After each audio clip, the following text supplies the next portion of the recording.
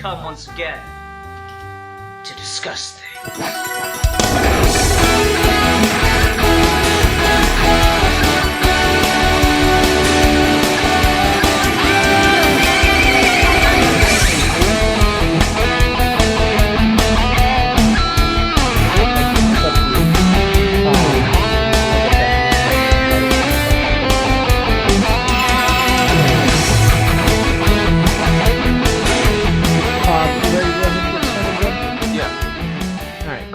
Hi everyone, welcome to another episode of Geeky. Gentlemen, I am Sid Part 2. Joining me today is Rasco, Squatch Gang, Squampus, Person... The Squirlock. The Squirlock. I like that one more than Squampus. And we are continuing yet again our series on fan films. This week... Oh shit.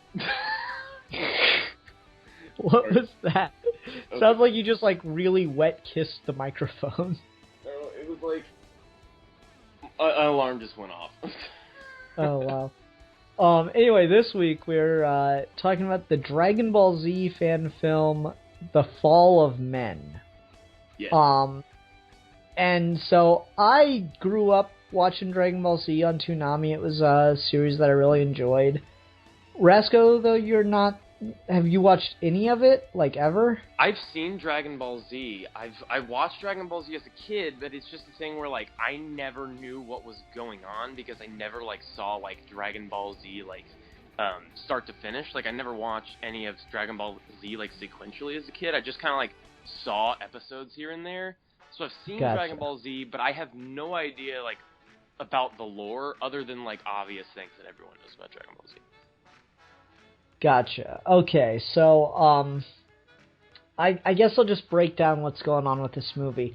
It's set in its own universe. It's not an adaptation of one particular thing, but is taking, elements from the original lore and kind of mixing it and doing its own thing. So you have Trunks is the main character here. He is the son of Vegeta and Bulma. And we have Cell as the villain here, and he's the product of Dr. Gero? Maybe? I can't remember that's his name. He's Dr. Gero's ultimate product of cybernetic and biological engineering. And so that's what you're getting, kind of this weird mix set in the future, all this stuff. This is a film made by French filmmakers. I actually watched an hour-and-a-half documentary that they made about the process of making this film. It was made by French filmmakers. They were students. They hadn't done anything, besides student, project films before this, or to the best of my knowledge, since. And I think that this is pretty friggin' amazing. How did you like it? Yeah, I think this is probably the best fan film we've seen thus far. Yay! I finally found one that you liked! Yay! I'm so pleased. Okay, you talk then. Just you have the floor. Okay, well, I guess to start off, clearly these guys have worked with, they've obviously worked with green screen, they've worked with special effects, They know a lot, clearly, because this looks like it could be on a TV network easily. Yeah. It looks perfectly suitable for television, which is a really high compliment for a fan film. Also, it's really well directed. There's a lot of atmosphere, and I really like how some of those creepy interior there's a few shots that are going through creepy wiry hallways and stuff like that remind me of Alien. Those are really cool. The sets look really cool. The acting was not distracting. It's finally a fan film where you don't go it's just the simplest of line delivery and things like that. It doesn't take you out of the film. Well, it's because there's no line delivery in it. That really helps. That is true, but I still think though that like clearly these are better actors than we've seen in other things. Like, yeah, the guy they do manage quite a bit with non-vocal performances. Yeah. So I mean, it's got pretty much of everything we've seen. It pretty much does everything better. If I had to say anything about this, I think that it's perhaps just for pacing reasons. I think it worked. And if you're a Dragon Ball Z fan, I could see why like this might not be something that you would want. But like for me, for just pacing reasons, I would cut down the fight a little bit. That's the only thing that I can really say. The other thing I'll say is this, and this is kind of a thing where like this walks the line perfectly, I think, where oftentimes, and I pinpointed what this annoyance I have with fan films is that a lot of times fan films feel like both short films and trailers for the movie. Like that, there's like that gritty, realistic Power Rangers fan film that feels like a trailer, but it's also like a fan film, weird kind of thing. And then there's like, there's other fan films where they feel like trailers that aren't trailers. If you know what I mean. This gets into that territory, but it doesn't because it actually has like ideas that like are consistent in it, and I don't know. It walks the line perfectly because like by the end of it, like you come away feeling like you actually watched something that had a story. So I can't say that, but I will say that like there are a lot of fan films that do that poorly, where they kind of go too much into like it feels like a trailer for a movie.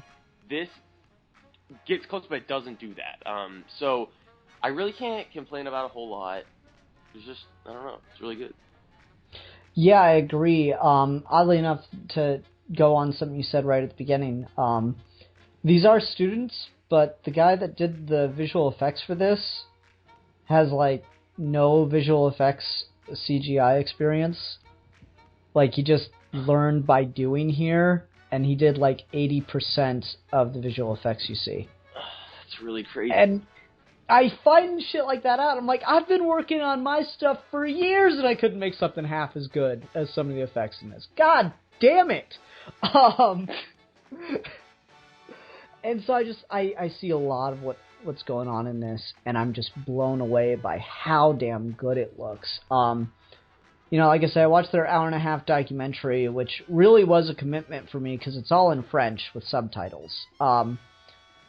And just all the damn effort they put into this. They had like 7 days of shooting and then months of post-production, and they got like... Dude, they got their own score for this. This isn't like some generic music you find on the internet or whatever. Mm-hmm. They actually got a guy to score this entire thing. They had like a 27-person orchestra. It is just incredible. Everything about this just screams professionalism. Like, you have a lot of people who want to make fan films, and they want to make it look as good as possible, and then when they find out that they just can't, they just give up. And that's always disappointing. Then you have people who want to make fan films, but just don't really care about how professional it looks. They just want to do it for the fun of it. And while those can be fun for you and the people that you made it with to watch, it's never quite something that you really think other people are going to want to watch on their own, right? Yeah.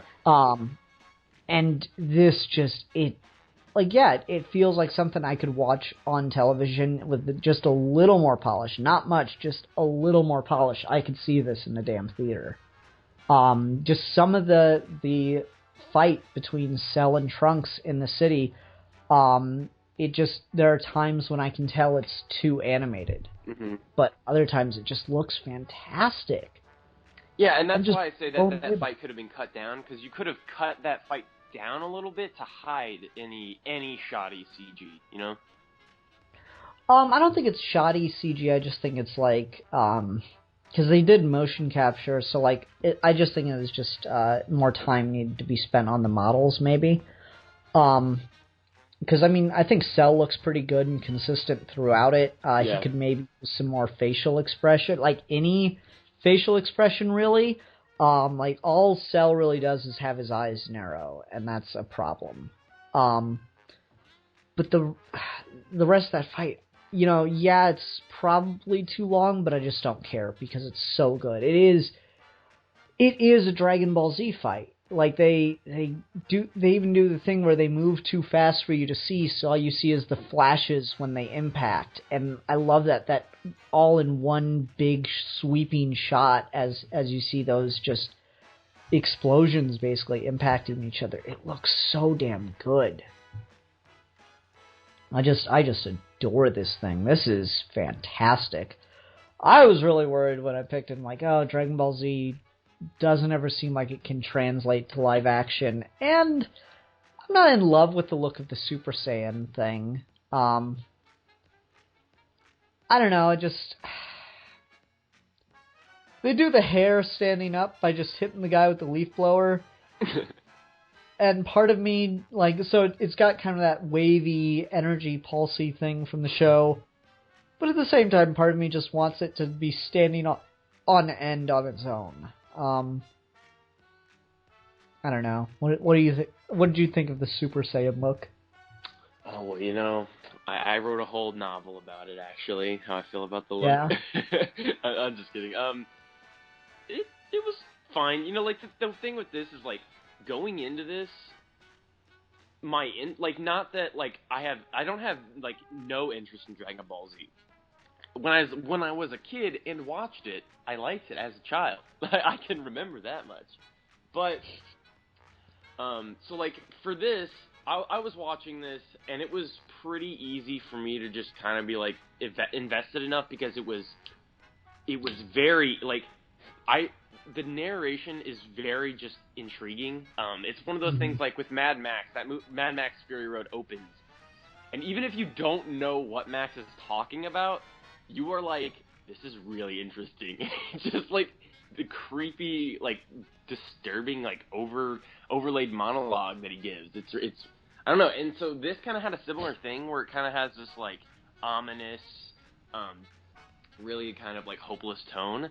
And it, like, immediately kind of, like, sucked me in. I don't know. Like, I was just really impressed. I don't know. I don't have much to criticize on the fact of anything that it takes from Dragon Ball Z, just because I don't have enough Dragon Ball Z knowledge to, like, I wouldn't know when things are, like, counterintuitive and when they're not. Yeah, I mean, it's kind of doing its own thing. Like, it makes, you know, from a in-canon perspective, it makes no sense why Cell is in the form that he is. Actually, no, I'll take that back. It makes some sense, but then in that case, it makes no sense that Trunks is just now getting to be a Super Saiyan, or has any chance to beat him as a Super Saiyan, because, like, the whole point of the Cell arc was we had to go beyond Super Saiyan, and that's where Dragon Ball Z started falling into its thing of, oh, well, now there's a new villain, so we need to reach a new level of Super Saiyan, and then we gotta throw fusions in, and yada, yada, yada. So, like, there's little fan shit like that, but I just don't give a fuck. It's in its own universe, so that makes enough sense on its own. But just everything about it, just to see Dragon Ball Z realized on film in a way that respects the original series and at the same time does its own thing is something I really, really appreciate. I never watched Dragon Ball Evolution because I've never heard anyone say literally anything good about it. But I just know from what I've seen of that movie that it didn't take the perspective of the series. And I'm like one of those guys where if you want to change from the source material, that's fine, but it should be a change that makes sense and is logical. And I feel like there were changes that made sense and were logical here that just worked naturally better than anything in Evolution does. Yeah, like, it's weird because I went back and I watched, not like after I watched this, but like a couple months ago, I randomly was like, I've never seen Dragon Ball Evolution. I want to, like, watch that to see why everyone thinks it's so shitty. And I just looked up some of the fight scenes. This movie, and I'm so straight up, this looks better than Dragon Ball Evolution by, like, 3 times. Isn't that amazing? Yeah. You know, it's interesting because I think we're getting to a point where the technology to make films has gotten so damn good, or is so damn cheap and so damn easy to do, that practically anyone can pick it up now without really having to know too much about what they're doing. And so we're getting to a point where I think within the next 10 years, fan projects are going to be such just a normal and accepted thing. Because even now they're still kind of rare, but not nearly as rare as they used to be. Mm-hmm. Fan projects are going to be such a big, accepted, normal thing that people are probably going to be looking forward more to upcoming fan works than they are to official, quote-unquote, studio works. You continue. And I think stuff like this really shows why that is coming, because this does just above and beyond exceed Dragon Ball Evolution, which is the official studio adaptation thing. Yeah. Yeah, it's a thing where studios get licenses, they get IPs, and then I don't think they know what to do with them. Whereas when you're a fan, if you love Dragon Ball Z, you've thought of a million different ideas and directions to take a Dragon Ball Z fan if you're a Dragon Ball Z fan, So it's different between someone working on something because they simply love it, which is this, versus because they want a paycheck, which is Dragon Ball Z. And I think you are absolutely right about this shift back to independent, low budget, individuals that are just fans of film. I think there is a trend where we're gonna move back to seeing those kind of things rise to prominence, and it's the same. And here's the thing: it's paralleling the video game industry exactly. So, in the past few years, there's been a change in video games, largely in that a lot of the games that people like to play, a lot of the games that people like to make videos of, they're independent games, or they're mods of other games. They're these small games that start off as a nothing, and then they gain a following because there's some sort of interesting, they're just games that are actually creative and fun that people made on their own. And you've seen this transition from the big AAA title games that are doing really well to games like Minecraft, which was a nothing game, and now it's a huge game. We have games you have all of these smaller games now that are these mods on other games and stuff like that. And it's the same thing, I think, with film, in that as it gets easier to make movies and talented people. The thing about the film industry, if you've ever listened to someone like Max Landis talk about it, they always say that it's literally 100% luck. It doesn't matter if you are absolutely shit or if you are amazing, it's luck. And you can improve your chances by working hard and making stuff and making people watch things that you've made. But at the end of the day, a lot of it's luck and how much you're willing to continue on pursuing that dream in the industry. Well, the thing is this. When people that really, really care about making film, really care about it, it's what they have to do, it's what they're compelled to do, they are not going to just be content with the film industry rejecting them. If they can't sell a screenplay and they can't land a movie to direct, if they can't do any of those things, they don't just stop. They go to the internet and they make their own shit until somebody sees it and then goes, oh, look, this guy, he's pretty fucking great. Maybe we should give him a picture deal. People aren't just going to let their passions die for film. And like you said, as it gets easier to get your hands on stuff to make movies and things that look this good, there's going to be that same paradigm shift where it goes back to being the small independent stuff that people watch. Yeah, and I think that's what's really going on here, and that's just what makes this so damn impressive to watch. I just adore this. I do have some more general complaints that aren't stupid, Trunks' hair isn't purple, stuff like that. I think my biggest one, and I'm just kind of unsure on it, is I don't know who's narrating this thing. Yeah, it's kind of weird. Like, I was just looking through the comments on this video before we started recording, and, like, there is a discussion of, is it Trunks or Vegeta narrating the whole time? And I don't know? It's really confusing. I don't think it's Trunks because by the end, isn't it, like, talking, like, isn't the narration as if it was directed at him? Yes, but then at the beginning you have the narrator saying things like, this is my home now, here one day is a year, and I'm like, and that's when Trunks is in that area training, and he's thinking about Goku. I'm like, I guess potentially that could be Vegeta training there in his inevitable fight to go face off against Cell, but I'm not sure that's the case, right? Mm-hmm. Maybe it's one of those things where it's supposed to be ambiguous who is narrating at what time, and Trunks just happens to sound a lot like his father, which would be kind of cool. But I don't know, it's really ambiguous there, and I feel like I almost need it. I need the script of the narration to get an idea of who's telling this the whole time. Yeah, I'm wondering if you go back, there might be a point where it changes or something like that. That's what I thought initially. I thought, like, okay, we've had Trunks narrating the whole time, and now once we see the tape, or right before we see the tape, maybe, now it's Vegeta narrating from now on. And that's possible. It's really, really ambiguous, and I just feel like there could have been more done to just give you a solid answer on who is saying what. Mm-hmm. Or who is talking when. And then my other complaint, which is kind of minor, and I guess maybe just more about, I don't know, I think this is actually a pretty good complaint.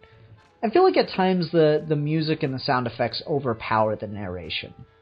And I have a hard time just hearing what he's saying from time to time. Yeah, I have to go back and watch it again, because I don't specifically remember that, but I mean, you're probably right. Yeah, that's something I see in a lot of fan films, is like the sound mixing, but specifically when there's narration. I see a lot of fan films where, like, the narration audio, they have issues, like, it sounding a little bit too quiet, or like, just too weird, like, it sounds like it's being recorded. That's another thing but this doesn't have that issue, but, so I can see that. Yeah, I just felt like the mixing was a bit off. I felt like the music was too loud over the narration. But damn, this is a good score, though, so I almost don't care. I love the score for this. I thought it just sounded great. There was an interview with the guy that scored the music, and, like, he was apparently at a party, and someone was like, the producer of the fan film was there, and they were showing off the work on their phone. And he's like, oh man, I love Dragon Ball Z. I didn't know they made an official movie. And she's like, no, it's a fan film. And he's like, oh god, do you need a composer? I would love to work on something Dragon Ball Z. And so the producer was like, yeah, sure. And, like, he went and talked with the director and the other producer. And they're like, yeah, we want something really John Williams-like. And he goes, well, John Williams is kind of God, and so I don't want to just tell you, yeah, sure, no problem. But I think he pulls it off beautifully. It just sounds so damn good. The score for this really gets me just involved. Seeing it timed with Trunks doing the Super Saiyan transformation. Like, here's the thing. Okay, so you'd never watched this because, like, no one ever watches the History of Trunks for some reason. History of Trunks was the animated film where we saw what Trunks was like growing up in a future where androids would just roam the planet and blow up towns whenever they felt like it because it was fun. And Trunks' transformation into a Super Saiyan is possibly the most emotionally impactful one, because he's training with Gohan to learn how to fight the androids and, protect people, and Gohan just cannot get him to push past his limits and go Super Saiyan. He just, like, the entire time that they're training, he just can't make it happen. And so anytime the androids show up, Trunks' job was to go, like, get people out of the area while Gohan would fight him. And Gohan died in one of those battles, just gets completely destroyed by the androids, and then they're just like, that was fun, and they take off. And Trunks finds his body, and it starts, like, raining, and when he finds Gohan's body, it's, like, the most emotionally impactful scene as Trunks goes Super Saiyan. And this almost tops it. It is, like, so damn close. If they'd made it rain like they did in the anime, maybe it would have done it. I don't know. It just starts raining for that specifically. Like, as soon as that scene starts, it starts raining, and then it, like, ends exactly as it goes Super Saiyan. Maybe, man. I'm just saying, it, like, see what I did there? It is, like, at first I was like, maybe the actor's kind of, like, forcing it a little bit the way he's moving around the actress, but I watched it again, and I'm like, no, I buy every single second of this. It is fantastic. I love the transformation scene, and that's what I feel like everything comes together. I'm still not crazy about the design. I like it in the transformation scene. I care for it less as it goes on, if that makes sense. Mm-hmm. But man, it's just fantastic. This is a great, great fan film. Yeah, and the ending was pretty cool. I liked the ending. Oh, with Goku? Yeah. Yeah, that was pretty good too. Because strangely, that's one image I still remember, is Goku just, like, eating a shit ton of fucking food. Well, I mean, that was the great thing. It goes all the way back. Like, he'd always just eat them out of house and home. And, they compete to try and win the World Martial Arts Tournament. And Master Roshi enters as pretending to be someone else so that he can beat Goku. And that way Goku always has something to strive for, to, like, look for an opponent that will be, that's better than him. And so, like, so Goku ends up losing, and then they go to a restaurant to celebrate that he tried, though. And, like, the prize for the World Martial Arts Tournament was, like, 10 million zenny or dollars or whatever. And then they go to a restaurant afterwards, and it's like, Goku is allowed to eat however much he wants, and they have to spend the entire prize money because of how much damn food he ate. That was always the greatest joke of that series. And so just to see that realized, too, is just fantastic. Apparently the actor that they got for that ate all of the food that they made him. Got really in character there. Yeah, a lot of stuff like that. There all the little details, little nods to the fandom. It's great because it's a nod, but it's not too, like, see, we have credibility, because you already know they have credibility because they're busting their asses making this thing. Mm-hmm. It's fucking great. Fucking love it, man. Fucking love it. Yeah. Where did these guys go? What did they do after this? I mean, this came out less than a year ago now. Oh. Okay. So, I don't know what they're doing. I hope they make another or go on to bigger and better things. Because, damn, it's good. Yeah, they could... I don't know, they could go ahead and just, like, make... Because, like... I don't know, like, I would like to see them do, like, their own, like, 30-minute long, just, like, short film, not based on anything. Just, like, see something they made. Some, like, creepy sci-fi or something like that. I don't know. I'd like to see these guys do something like that. Yeah, that'd be great. Or if we ever do get another live-action Dragon Ball Z movie, get these guys in. Let them do it. Because, damn. Yeah, they did though. this with nothing. They did this with nothing. And it looks, 10 times better than what we got back in 2008 or whatever. And that's just... It's insane. I don't know, man. I really, really quite enjoyed it. Okay, you got anything else you want to talk about with it?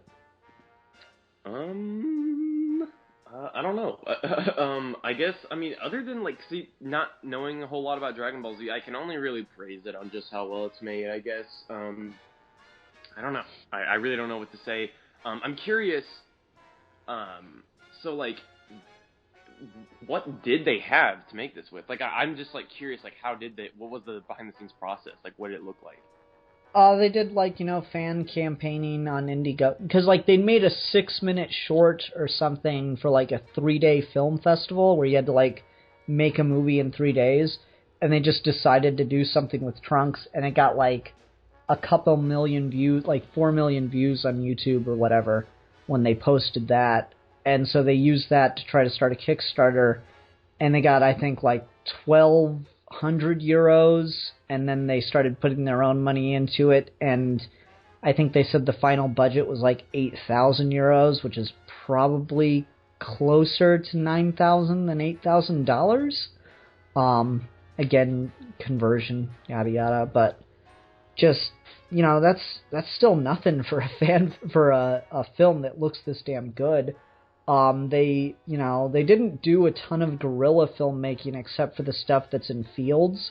They actually had, one of the people that was working on it, his father was a helicopter pilot, and so that's how they got some of those aerial shots. And then they just kind of location scouted, and, a lot of it's shot outdoors, which helps. A lot of it's shot in a studio, and, like, it's weird because the bigger this thing got, the closer they got to getting it done, the bigger it became.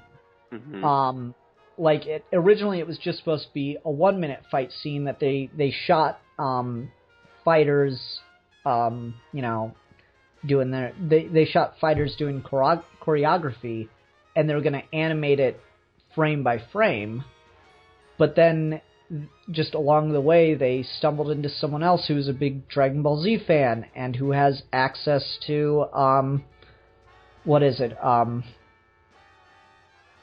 help me out here, motion capture studio and everything. And so then they extended it to a 5-minute sequence, and they put, like, motion tracking software on a handheld camera, so the director actually went in and shot it all handheld style, because he really likes that. So he shot the motion capture fights all handheld style, so you got, like, that shakiness in the close-ups and stuff still.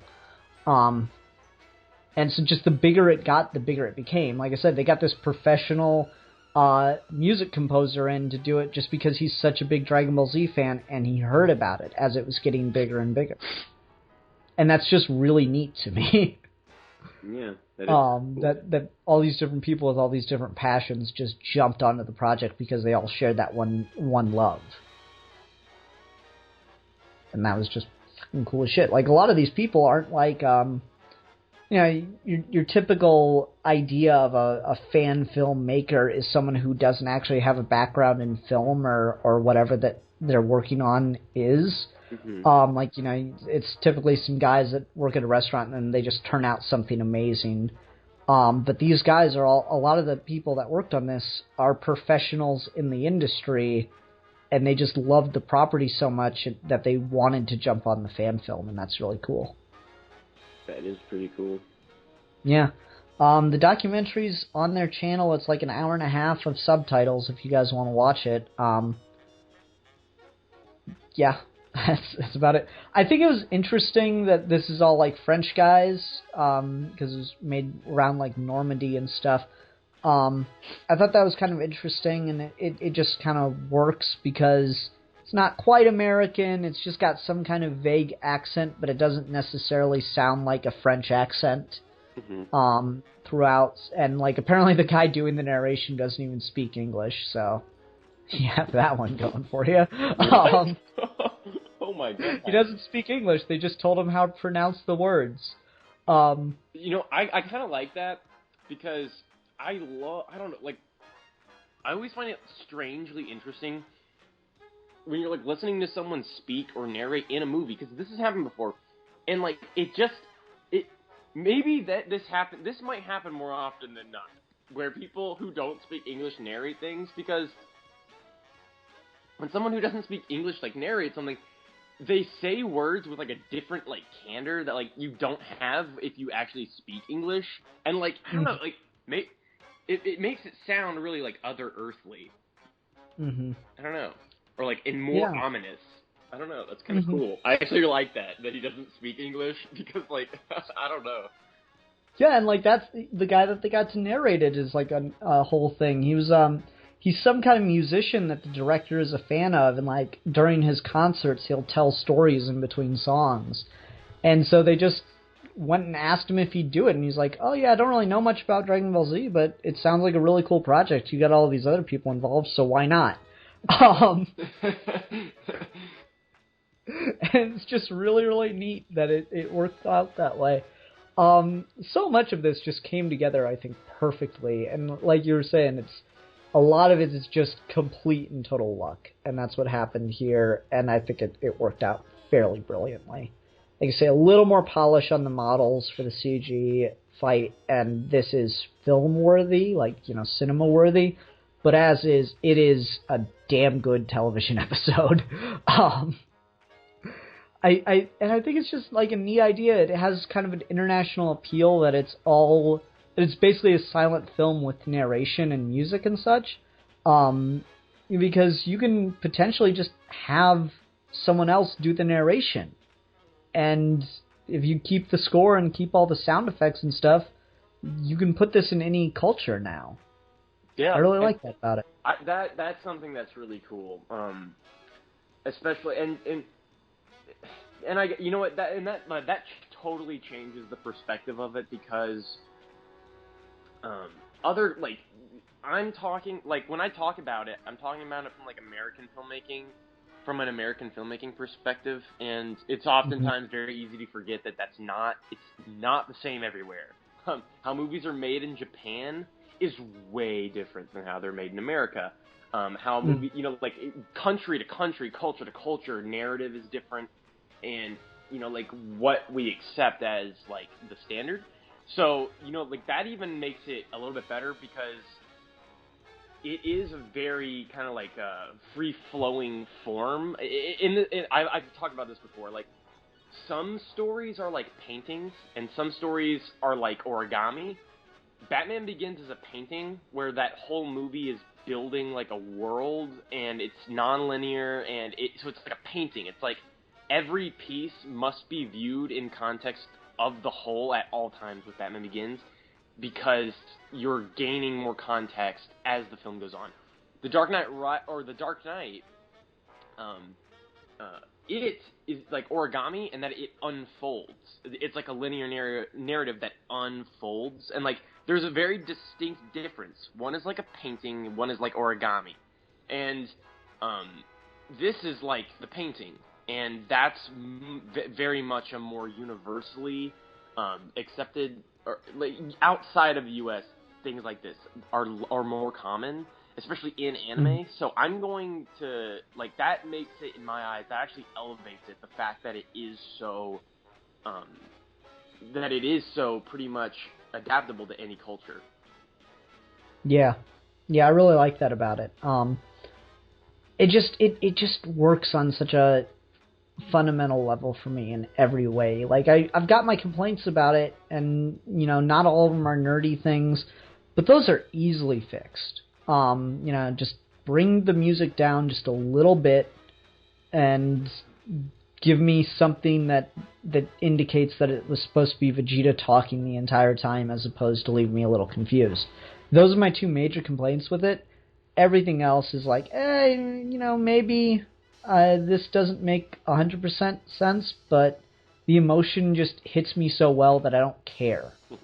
Like, it doesn't make, from a fan of Dragon Ball Z perspective, it doesn't make any sense for Super Saiyan 1 level Trunks to be able to fight Perfect Cell and hold his ground for any longer than 5 seconds. But I don't care, because just the emotion makes it feel so goddamn real that it works. Yeah, really, really love this. Absolutely fantastic. You ready to go ahead and go on to scores? Yeah. Okay, I'm going to give this a 5 out of 5 swords. Trunks' sword is always really cool. Yeah, I'm going to go ahead and give it a 5 out of 5. Half-eaten fish carcasses. out of 5, and I have to say that. I have to, because I think this might be the best fan film that I've seen. I've not seen a whole lot of fan films, but this might be the best fan film I've seen. Yeah, it's damn good. I still think I like Predator Dark Ages a little bit more, just because I don't have as many, like, nitpicky things with that, and I think it just has overall less problems. But this and that are really up there for me. And the Joker blogs will still always be my favorite fan film, because it was so perfectly timed. But this is made a lot better than that too. So yeah, really, really good one. So what are we talking about next time? Okay, so the fan film that I've picked for next time is Finnick Odair, A Hunger Games Story, a fan film. Oh my god, see, so I pick, like, a franchise that you know nothing about, and so you pick a franchise that I know nothing about. Fantastic. Yeah, no, I was just like, looking at all these different fan films, and I saw Finnick, and it's my favorite Hunger Games character, so I was like, okay, we'll go with this. Yeah. Neat. Okay, well, you get to explain a bunch of lore that I don't understand nor care about next week. Okay, cool. Everyone, thank you very much for watching. Until next time, I'm the Philosopher. And I'm the Squarlock. And we're Geeky Gentlemen, and we'll be discussing things. Now, Squatch, power up with me.